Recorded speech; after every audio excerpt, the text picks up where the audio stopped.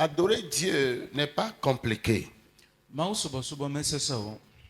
Mais la mauvaise information fait que nous n'arrivons pas à faire des prouesses dans la vie.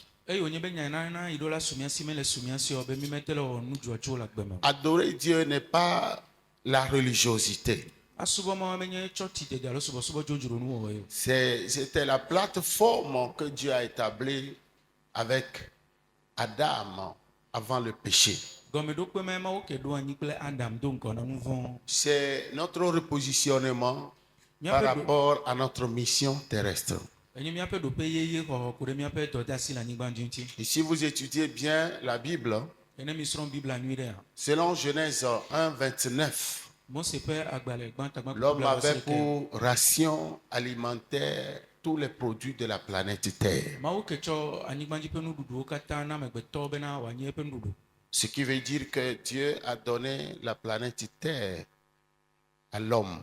Psaume 115, verset 16 le dit. Que les cieux sont les cieux de l'Éternel, mais il a donné la terre au Fils de l'homme. Dans la fois dernière, nous avions parlé de comment prendre les territoires. La prise d'un territoire, c'est un héritage.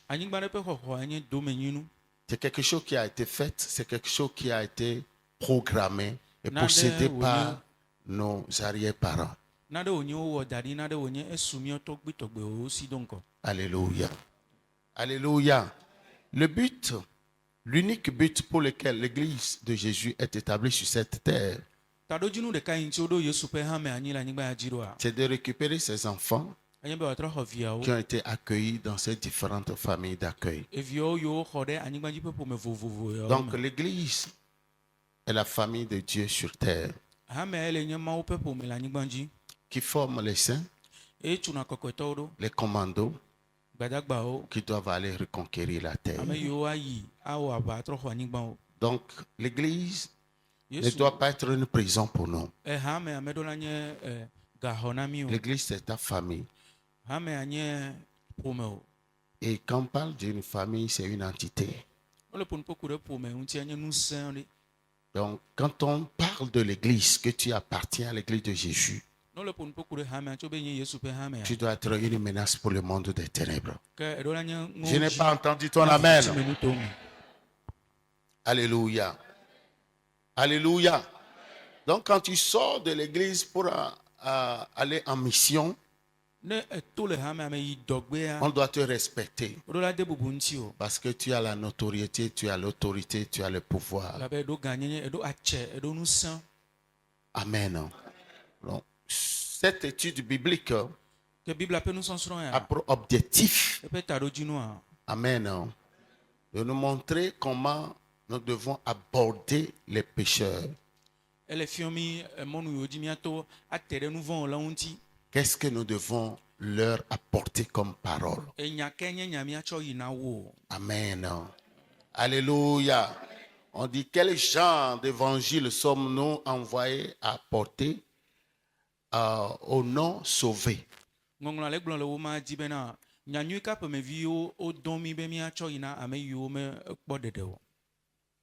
Le premier point, c'est l'évangile de bénédiction. L'évangile de bénédiction. Pourquoi on a placé la bénédiction en premier lieu? Au premier point. Dieu, dès le début, après avoir créé Adam et Ève, il les a bénis. La bénédiction répond à la destinée. Alléluia. C'est la bénédiction qui fait que ce que nous allons faire va demeurer. La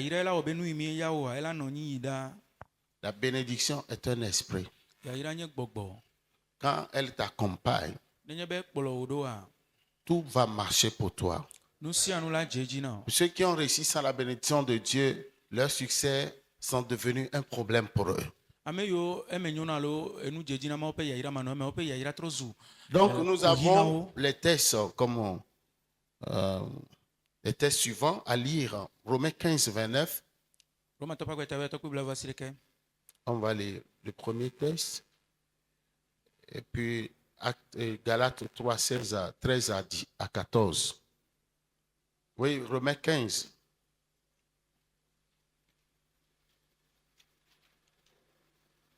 Amen. Dans Romains 15, verset 29.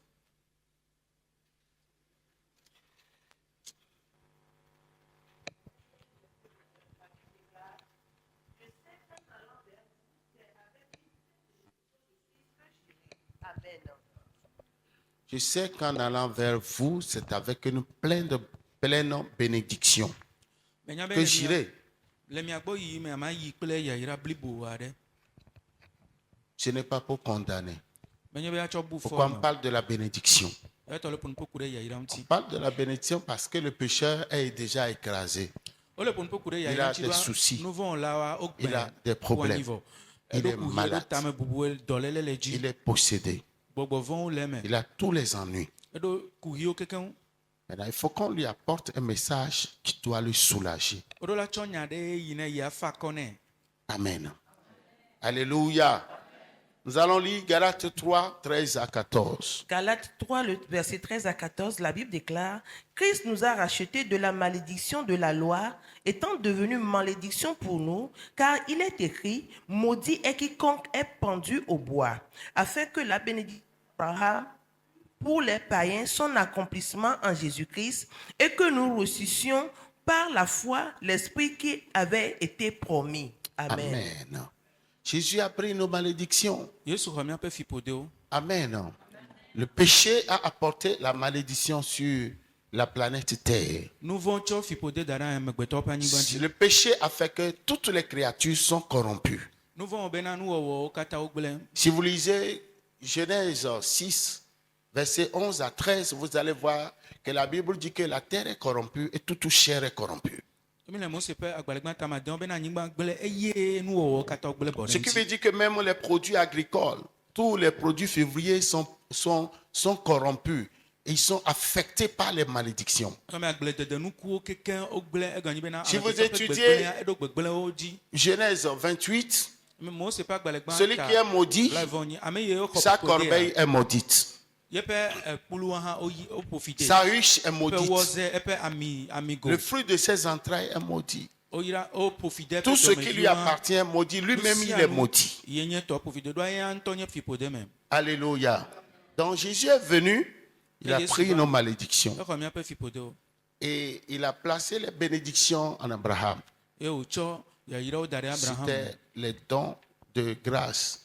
Le Saint-Esprit et les bénédictions matérielles. Donc celui qui est écrasé, qui a des soucis, qui est fatigué par les problèmes de sa famille, les malédictions transgénérationnelles, on doit lui dire que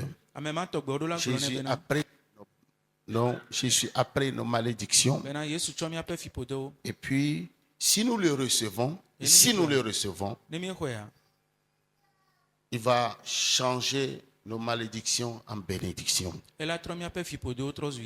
Donc c'est un message de consolation, un message d'encouragement. La personne va hésiter, mais pendant que nous serons en train de lui parler, l'Esprit Saint va la convaincre. Parce que la mission de l'Église sur terre, c'est de gagner les âmes. La mission de l'Église. Et tant qu'elle n'est pas comprise et effectuée, nous allons toujours aller à reculons. Et les statistiques prouvent aujourd'hui que par mois, 1500 pasteurs démissionnent. Et par an, 7000 églises ferment leurs portes. 7000 églises ferment leurs portes. C'est pourquoi jusqu'à présent, pendant 2025 ans, nous n'avons qu'environ 2,5 milliards de sauvés. Parce qu'elle n'avait pas compris notre mission. Nous sommes là pour reconquérir le monde. Donc si tu n'évangélises pas, c'est un péché grave que tu commets. L'apôtre Paul dit, si je n'annonce pas l'évangile, malheur à moi. Tu n'évangélises pas, c'est une dette. Dieu t'a envoyé quelqu'un ou un groupe de personnes qui t'ont apporté la parole. Mais si aujourd'hui toi tu refuses, tu célèbres le décès, le malheur des gens qui sont autour de toi, c'est une pure méchanceté.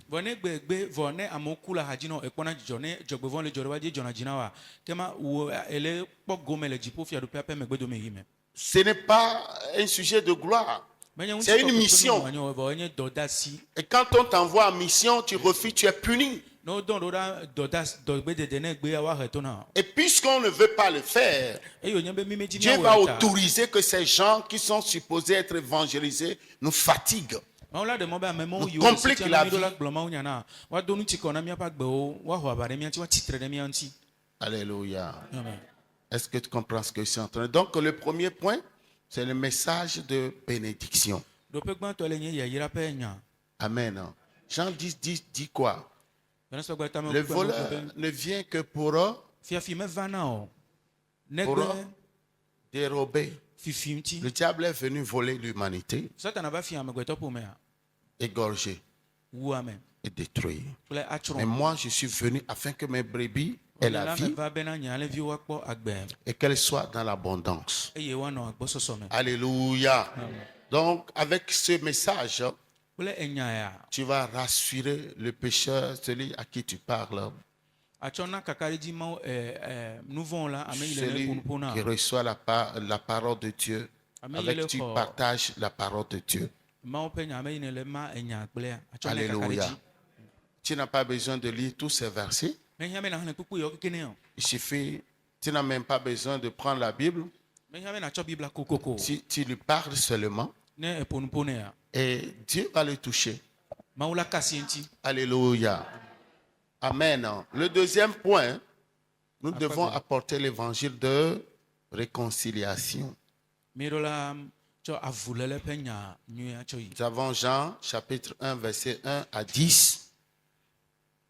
Nous avons 1 Corinthiens 13 1 à 3. On va lire 1 Corinthiens chapitre 13 verset 1 à 3. Allez-y rapidement. 1 Corinthiens, chapitre 13, le verset 1 à 3, la Bible déclare: quand je parlerai les langues des hommes et des anges, si je n'ai pas la charité, je suis un airain qui résonne ou une cymbale qui retentit.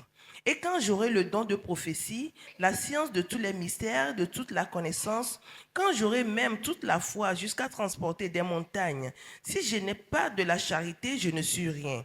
Et quand je distribuerai tous mes biens pour la nourriture des pauvres, quand je livrerai même mon corps pour être brûlé, si je n'ai pas la charité, cela ne me sert de rien. Amen. Alléluia. Il y a environ 8 types d'amour. Mais il y a un type d'amour qui est spécial. Et ce type d'amour, c'est Dieu. Alléluia. Alléluia. Si vous lisez 1 Jean 4, 8, la Bible dit que car Dieu est amour. Alléluia. Quel que soit ce que nous pensons faire, si nous sommes des philanthropes, faisons des œuvres sociales, nos dons que nous manifestons, si nous n'avons pas l'amour, nous ne sommes absolument rien. Ce qui caractérise Satan, c'est la division. Il divise pour régner. Et le diable, pour la toute première fois, quand il a pu posséder le corps de ce serpent, il a semé la division entre Dieu, la femme et l'homme.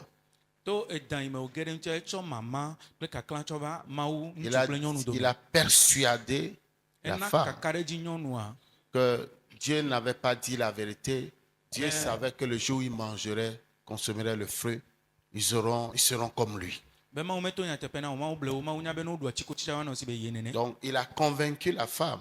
Et la femme était allée convaincre son mari parce qu'il était follement amoureux d'elle. Quand il est descendu, il y a eu une grande palabre entre les trois. Et ce qui était la suite était la malédiction. Il y a une série de malédictions sur le serpent, qui était une pauvre bête, qui était un quadrupède. À l'époque, il a perdu ses pattes. Le diable étant maudit depuis le ciel, donc lui n'avait plus besoin de la malédiction. La femme a été maudite afin qu'elle ait des complications de grossesse et qu'elle soit dominée par son mari. L'homme, la terre, le côté terre de l'homme a été maudit. La terre, au lieu d'exécuter aux ordres, Adam était témoin de la création. C'était devant lui que Dieu a fait pousser les arbres du jardin.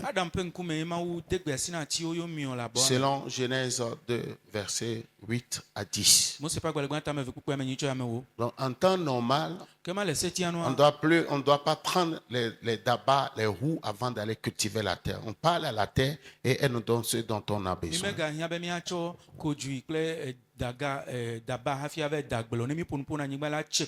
Adam a tout gâté. Dieu a maudit la terre. Et la malédiction que Dieu a relâchée sur la terre a détruit 6 éléments vitaux dans la terre. 1. La terre a perdu son pouvoir. 2. Elle a perdu sa vigueur. Vous me regardez au lieu de noter. Ce qui fait aujourd'hui qu'il y a des intrants, on met les produits agrès, les engrais, urée, machin, tout ça là, qui nous tuent. C'est parce que depuis ce temps, quand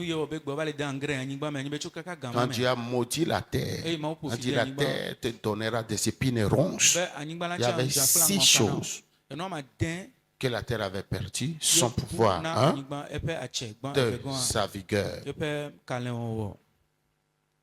3, sa capacité,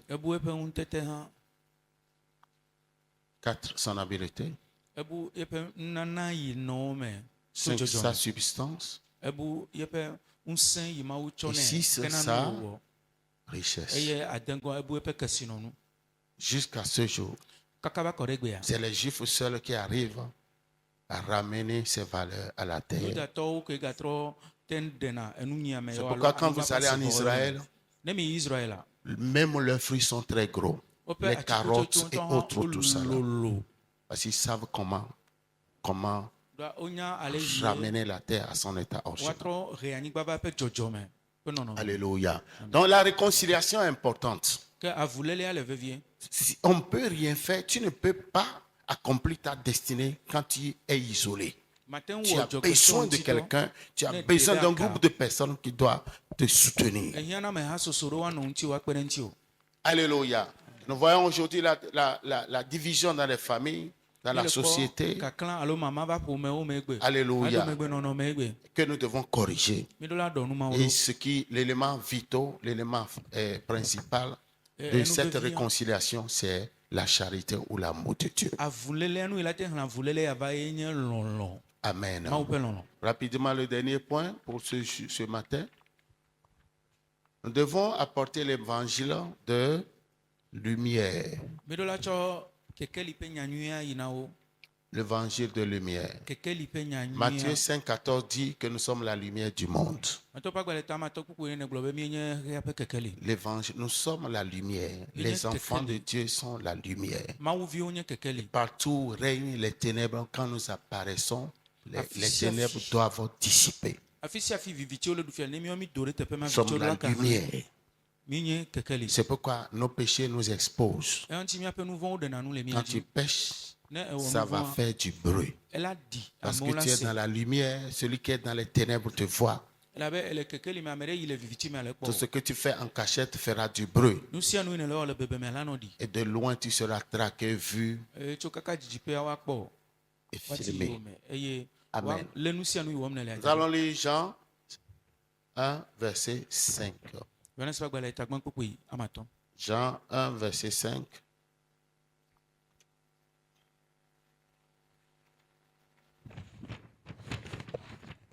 Jean 1, verset 5, la Bible déclare: la lumière, lui, dans les ténèbres, et les ténèbres ne l'ont point reçu. Amen. Jésus était venu en tant que la parole. Il dit au commencement était la parole, et la parole était avec Dieu, et la parole était Dieu. Il n'y a rien qui soit fait sans elle. Maintenant, quand on continue, on dit que la parole est devenue lumière. Elle est venue, lui, dans le monde, et le monde ne l'a pas reçu. Jésus est venu en tant que lumière. Le verset 12 dit à tous ceux qui l'ont reçu. On a reçu quoi? La lumière. Il leur a donné le pouvoir de devenir enfants. Elle leur a donné. La lumière leur a donné. Jean 1, 12. Donc c'est la lumière qui nous a engendré lumière. Nous sommes la lumière de ce monde. Nous sommes la lumière du Togo. La lumière de l'Afrique. Alléluia. Alléluia. Donc nous sommes appelés, pas censés, nous sommes appelés à éclairer notre monde.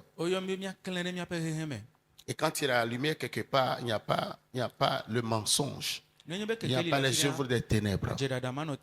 Alléluia. Alléluia. Donc l'évangéliste doit se préparer pour mémoriser ces points. Ils sont autour de 10 points. Pour avoir une idée sur le type de message que nous devons apporter aux gens. On ne doit pas aller les condamner. Il y avait un évangéliste qui était allé dans une maison à Sokodé. Quand ils avaient fini de tuer leurs bêtes, ils se préparaient pour les cérémonies. Le monsieur, quand il est rentré, il a commencé par les condamner en même temps. Non, non, non, non, non, non, non, vous ne devez pas faire ça. Ça, c'est satanique. Vous irez en enfer. Ce n'est pas bien. Vous ne devez pas le faire. Quelqu'un venait le faire doucement sortir. S'il allait, il y a dit de se taire, auquel cas on va le tuer comme la bête là. Parce que lui, il n'avait rien compris. Donc, il est dans ses péchés, donc on ne doit pas le condamner dans ses péchés. Donc nous devons être sages. Alléluia. Vous allez voir quelqu'un en train d'être sous l'effet de l'alcool, dans son état d'ivresse. Alléluia. Vous savez que c'est un péché qu'il est en train de faire. Et si vous indexez sa vie, vous l'indexez par rapport à son péché chéri, il ne va pas accepter. Parce que dans ça, il tire son plaisir.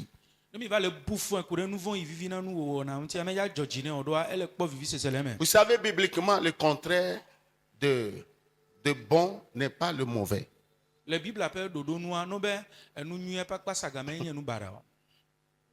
Alléluia. Le contraire du bon, c'est le juste. Parce que quand il va, le voleur qui a volé quelque chose, il aime.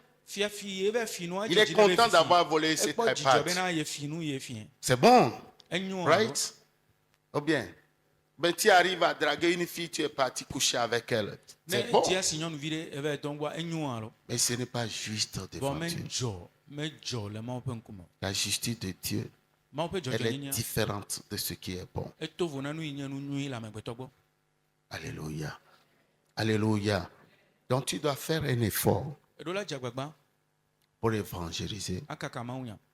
Ce n'est pas facultatif. Notre mission sur terre, c'est de gagner le monde pour Christ. Et si tu ne peux pas le faire, il y a des choses que Dieu ne pourra jamais te donner. Il y a certaines manifestations d'onction que tu ne pourras jamais transporter. Parce que c'est en allant vers ces gens que Dieu va libérer la grâce sur toi. Il va te rendre imposant, d'imposer aux gens, va t'ouvrir les portes. Parce que pas fini, ces gens vont se confier à toi pour les prières, pour les conseils, parce qu'ils voient en toi l'Esprit de Dieu, la sagesse divine. Alléluia. Mais si nous ne pouvons pas extérioriser cette valeur intrinsèque, c'est comme si nous sommes le sel qui avons perdu notre saveur. Alléluia. Alléluia.